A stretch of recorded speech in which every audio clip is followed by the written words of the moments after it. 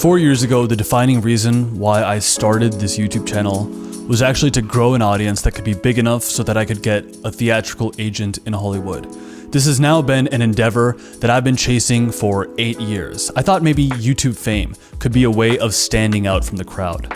And indeed, for every milestone that my channel hit, first at 10,000 subscribers, then 50,000, then 100,000, I would reattempt to reach out to the agents and casting directors. I would let them know, hey, I got 10,000 subscribers. I'm like getting better at my craft. I'm doing comedy sketches now, so you can see my acting on camera a little easier.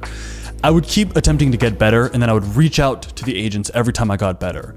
And I did this for every milestone, even if I didn't get any results. First at 100,000, 200,000, 300,000. The only milestone where I didn't do this, not very strongly, was at 500,000. I sent out like 2 emails in January because every time I've tried to do something with mainstream projects, I feel like an absolute loser. Like I feel like an utter failure.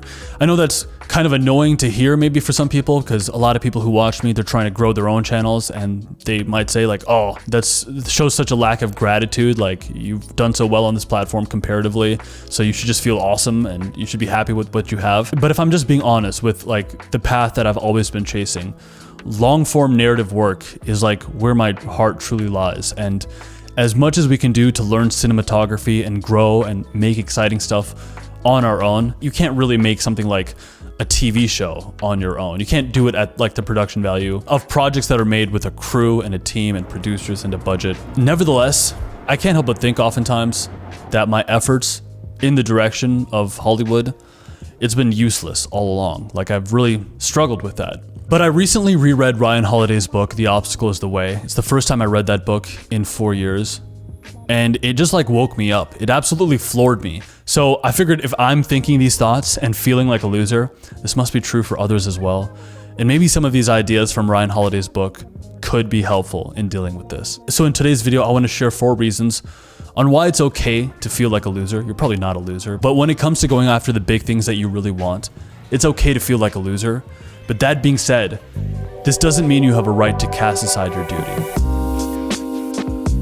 Principle 1, the impediment to action advances action. As Holiday writes, our actions may be impeded, but there can be no impeding our intentions or dispositions, because we can accommodate and adapt. The mind adapts and converts to its own purposes the obstacle to our acting. The impediment to action advances action. What stands in the way becomes the way. When he said this line, that there can be no impeding our intentions or dispositions, I was actually reminded of a line from Thomas Shelby in the series Peaky Blinders, where he says, you can change what you do, but you can't change what you want. You can't change what you want. You can't delude yourself into thinking you don't want something. It's inherent to you. Now you can try to practice detachment, and I think detachment is a very powerful tool in living a great life. But I found that the best way to actually stay detached is to know that you're doing what you're supposed to be doing. You're doing everything you can to go after the things you want. And you can't exercise detachment by saying like, I don't even want it. You do want it. So the best way to not care is actually to do as much as possible.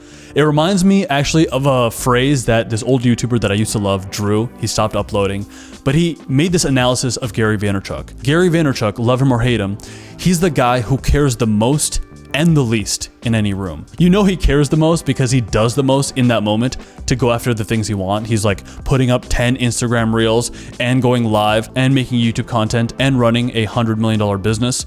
But at the same time, he cares the least. If something doesn't work out, he doesn't get like too attached to it. In simpler terms, what this principle means is that you should never have to ask yourself, what am I supposed to do now? Well, oh, I don't know. Oh, it hasn't been working out. I don't know what to do. You know what you should do because the obstacle is telling you what you should do next. You should do the very next thing. You should do your job. There will never be any obstacles that can ever truly prevent us from carrying out our obligation. Things can be hard or easy, but there's always a way forward. There's always a next step you could take. This wasn't in the script I wrote, but I'm actually reminded now of one of the most inspired eras of my life. At 25, once I abandoned Hollywood and I came back home to live with my parents, that summer I did a stage play that was very meaningful. It was one of the first times where I had a really juicy role. Early on in the play, I was a consultant. I was sitting there with some legal pad, pretending to be taking notes on what another consultant is saying. And I remember, we were doing countless runs of this show. So I like had the whole show memorized. I knew exactly when to come back in. So as I was supposed to pretend to be taking notes and listening to this other consultant, I would actually be journaling about how I was going to go home that night and study Salesforce for 2 hours so that I could get a higher paying job, so that I could buy a better camera, so that I could do better in the self-tapes that I would send on these auditions. Like, I was impeded so aggressively from the main thing I wanted to do that I was now left to do a stage play and then study for this tech skill that I didn't really find any passion in.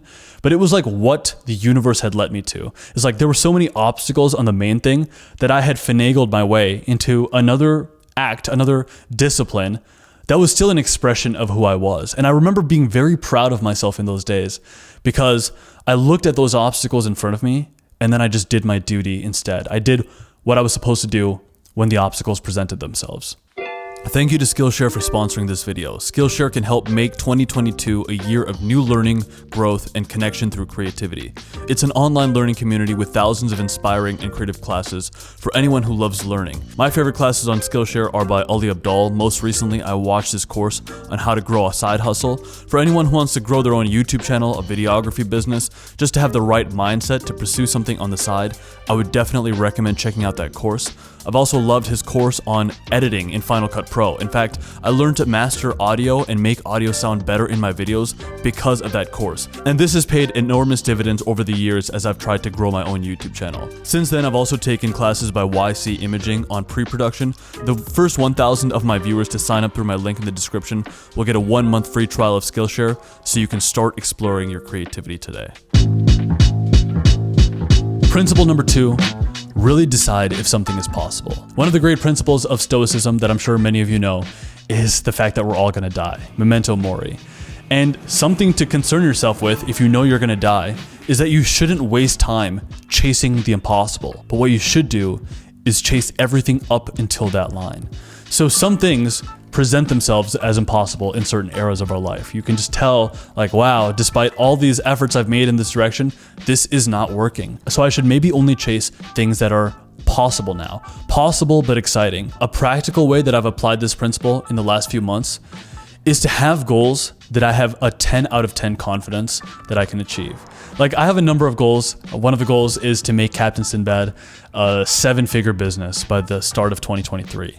Now, if I were being honest with myself, my confidence at achieving that goal is a 3 out of 10. It's not 0 because I've seen a lot of my contemporaries do this, and I know scale and leverage in building a business is very, very possible off this platform.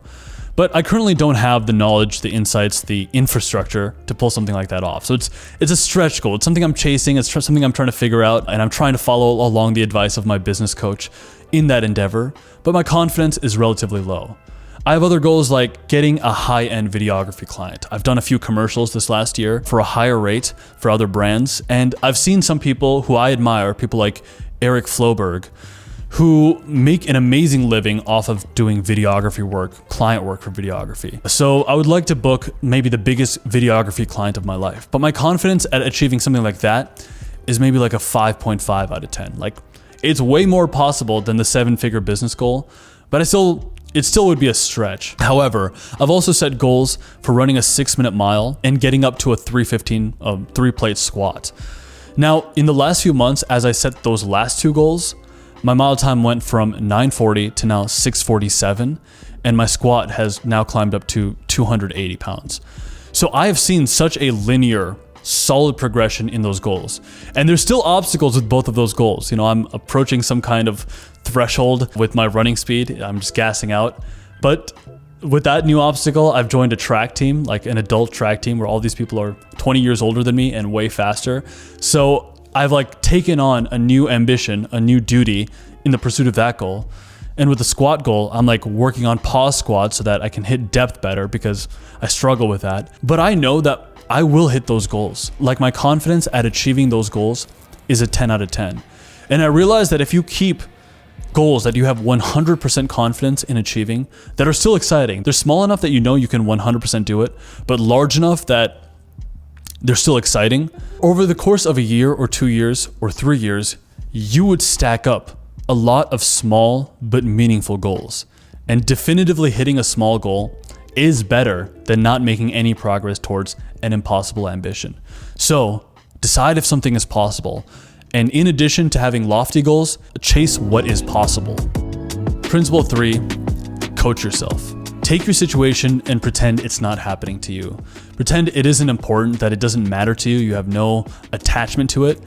How much easier would it be for you to know what to do if it wasn't you who was going through it? How much more quickly and dispassionately could you size up the scenario and its options?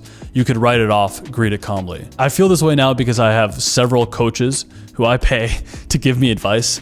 And a lot of it is just accountability, because the advice they give me, the feedback they give me, after the call, I realized, oh, I could have thought of that myself. Like I totally could have done that myself, but I realized I had to pay this person to coach me through it because it's hard for me to be objective about myself. The same thing goes with my own coaching clients, which by the way, I have 3 slots left in May. If you want to sign up for a coaching call with me, you can apply for it in the description box. A lot of my coaching clients I talk to, and it's like they know what they're supposed to be doing, but for some reason, if someone else isn't clarifying that for you and like you don't have that objective opinion, it's hard to know. But even Tim Ferriss has said this, like one of the cheapest forms of therapy is just to pretend you are not you.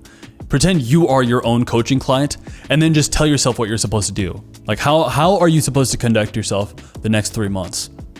Tell yourself that. And the answer to that is your duty. And the final principle here is to take it day by day. The point is that most people, they do start from a disadvantage and they do fine. Like we can look at a lot of people who've had advantages or they got to the goal a lot sooner than us, but that's a false look at reality because most of us, we don't have it figured out early. One of the funny things about Indian culture is that my mom has often said this to me. It's like, don't tell people your age. Don't let on how long it took you to figure your stuff out. And I sort of have never agreed with that. Like she's always gotten very annoyed with me that I've always like revealed my age because I mean, I'm in a fine place in life right now, but it's like they want everyone to seem like you have it completely figured out by the time you're 20 years old. Why? I think there's something very noble about letting people know that it took a long time, that you took it day by day for years to make any kind of progress because I don't know, it's just truer. There is a lot of chaos and there's a ton of obstacles that prevent us from getting to our final goals. So why hide the fact that you've been in the game for a long time? You've been pursuing it for a long time and there were a ton of obstacles that you had to overcome to even get that little bit amount of progress you've made. I actually see this with a lot of people, like friends, Indian friends of mine, where a buddy of mine, he bought a house and then I helped him make a YouTube video, like a vlog doing a house tour. And in that video, he said he's 20 years old and he bought a house.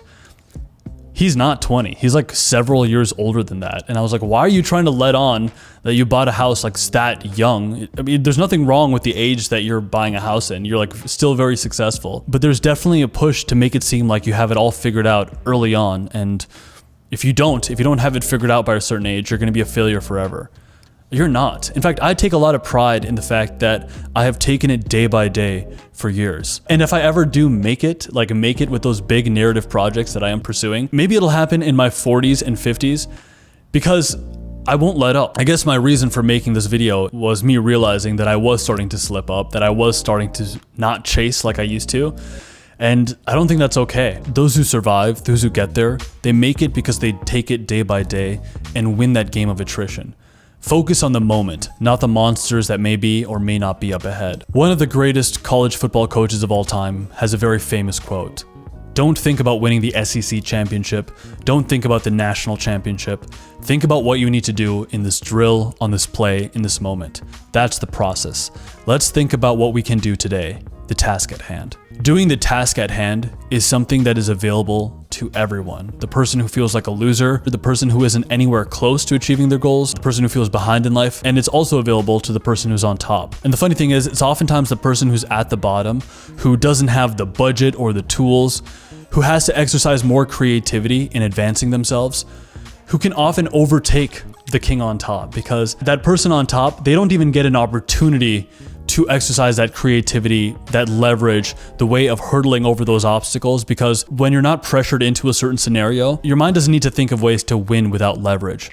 Like when I did not have a great camera and I didn't have the time to like upload really in-depth videos. I made comedy sketches on my cell phone really fast because I wanted to succeed on the platform, and that was the leverage I had available to me in the moment. I'm not sure if that leverage would have revealed itself to me if I did start out with all the nice tools. In fact, if I didn't encounter the problems of never being able to get an agent in 8 years' time, I probably would have never started a YouTube channel, which indirectly has made me a better actor, a better on-camera personality. In fact, it's made me a better cinematographer and director, which are things that I never even imagined I would be interested in. I always imagined I just want to be the actor in front of the camera. Whereas now my palette for what I'm interested in, the way I can like direct and edit, put together a story, it has increased substantially because of the obstacles.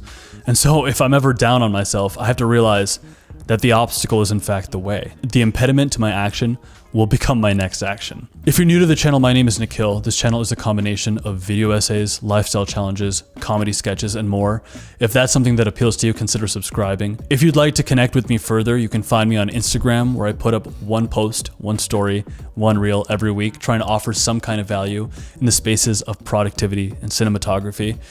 And lastly, I have a newsletter where I put up a post every week, my musings for the week, the tech I've been using, the books I've been reading, my best insights, the quotes that I came across that I really loved. It's a great newsletter, one that I'm very proud of, and I'd love it if you would subscribe to that. But with that being said, for those of us who use our impediments to action to progress anyway, to us I say greatness is coming. We'll catch you next time.